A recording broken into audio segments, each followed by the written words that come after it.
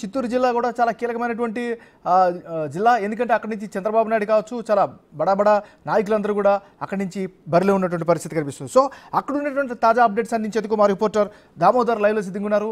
దామోదర్, చెప్పండి, మీ ఉమ్మడి చిత్తూరు జిల్లాకు సంబంధించినటువంటి అప్డేట్స్ ఏంటి?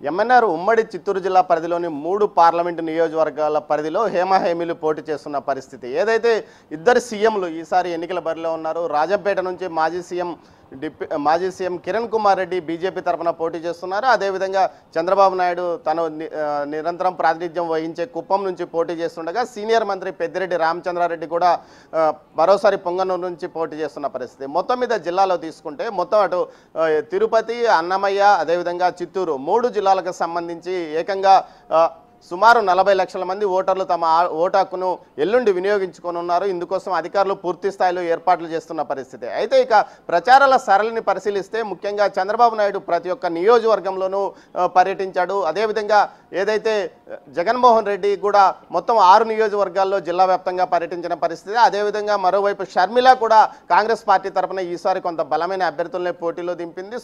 ఆమె కూడా 7 నియోజకవర్గాల్లో పర్యటించిన పరిస్థితి. మరోవైపు ఏదైతే మోడీ కూడా పీలేరులో ఒక సభను నిర్వహించాడు. ఈ సభకు నారా లోకేష్తో పాటు ఏదైతే జనసేన తరపున నాగేంద్రబాబు హాజరయ్యారు. అదేవిధంగా పవన్ కళ్యాణ్ కూడా 2 సార్లు తిరుపతి ఎన్నికల నోటిఫికేషన్ వచ్చిన తర్వాత 2 సార్లు వచ్చాడు. ఒకసారి ఎన్నికల్లో ఏదైతే తిరుపతికి సంబంధించి అసమ్మతి వర్గాన్ని బుజ్జగించడానికి వచ్చాడో, తాజాగా ఏదైతే చంద్రబాబుతో కలిసి ఒక రోడ్ షోలో పాల్గొన్నాడో ఆ తర్వాత బహిరంగ సభలో కూడా ప్రసంగించాడు. ముఖ్యంగా గతంలో ఎన్నడూ లేని విధంగా ఈసారి చిత్తూరు జిల్లాలో ఎన్నికల ప్రచార సందర్భంగా ఉద్రిక్త వాతావరణం నెలకొంది. ఏకంగా పొంగనూరు నియోజకవర్గంలో అయితే బీసీవై వ్యవస్థాపకుడు అధ్యక్షుడు అయిన రామచంద్ర యాదవ్ పైన దాడి జరిగింది. ఆ తర్వాత పోలీసులు కేసు నమోదు కూడా చేశారు. ఈ నేపథ్యంలోనే ఏదైతే అనంతపురం రేంజ్ డీఐజీ అమ్మిరెడ్డిని విధుల నుంచి తప్పించారో, అదేవిధంగా డిఎస్పీ పలమనేరు డిఎస్పీతో పాటు స్థానికంగా ఉన్న ఎస్ఐను విధుల నుంచి తప్పించారు.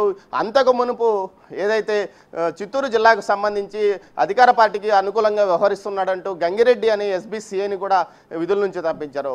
దీనికి ముందు ఏదైతే తిరుపతి ఉప ఎన్నికల సందర్భంగా జరిగిన వ్యవహారంలో కూడా పూర్తి స్థాయిలో ఏదైతే గిరీష్ ఐఏఎస్తో పాటు తర్వాత 8 మంది పోలీసు అధికారులను కూడా సస్పెండ్ చేయడం కూడా జరిగింది. మొత్తం మీద అయితే ఈసారి తిరుపతి కానీ, అటు చిత్తూరు కానీ, ఇటు ఏదైతే అన్నమయ్య, ఈ 3 జిల్లాల్లో ఎన్నికలు హాటాట్గా జరిగే అవకాశం ఉంది. ముఖ్యంగా రాష్ట్రంలో ఎన్నడూ లేని విధంగా 14 నియోజకవర్గాలను సమస్యాత్మక నియోజకవర్గాలుగా గుర్తించి 100% వెబ్కాస్టింగ్కు ఏదైతే వెబ్కాస్టింగ్తో పాటు సెంట్రల్ ఫోర్సు ఎన్నికల్లో పనిచేయాలని ఆదేశాలు ఇచ్చిన నేపథ్యంలో పూర్తి స్థాయిలో అవి 7 వరకు ఉమ్మడి చిత్తూరు జిల్లాలో ఉండడం విశేషము. అదేవిధంగా కుప్పము, పలమనేరు, పీలేరు, పొంగనూరు, దీంతో పాటు తంబళ్లపల్లి, రాయచోటి, వీటికి సంబంధించి చిత్తూరు, చంద్రగిరి ఈ నియోజకవర్గాల్లో 100% వెబ్కాస్టింగ్ నిర్వహించాలని ఎన్నికల కమిషన్ ఆదేశించడం, వీటితో పాటు సెక్యూరిటీ కూడా పూర్తి స్థాయిలో సెంట్రల్ బలగాలతో ఏర్పాటు చేయడం అనే ఆదేశాలు ఇచ్చింది. దీనికి సంబంధించి ఎన్నికల అధికారులు కూడా ఇప్పటికే పూర్తి స్థాయిలో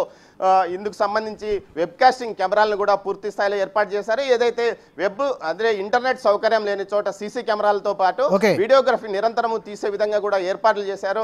మరోవైపు ముఖ్యంగా చెప్పుకోవాల్సింది కిరణ్ కుమార్ రెడ్డి ఏదైతే పోటీ చేస్తున్న రాజంపేట నియోజకవర్గ పరిధిలో పూర్తి స్థాయిలో సెంట్రల్ బలగాలు ఎన్నికల్లో పనిచేస్తుండడం విశేషం. MNR. Right, thank you Damodar.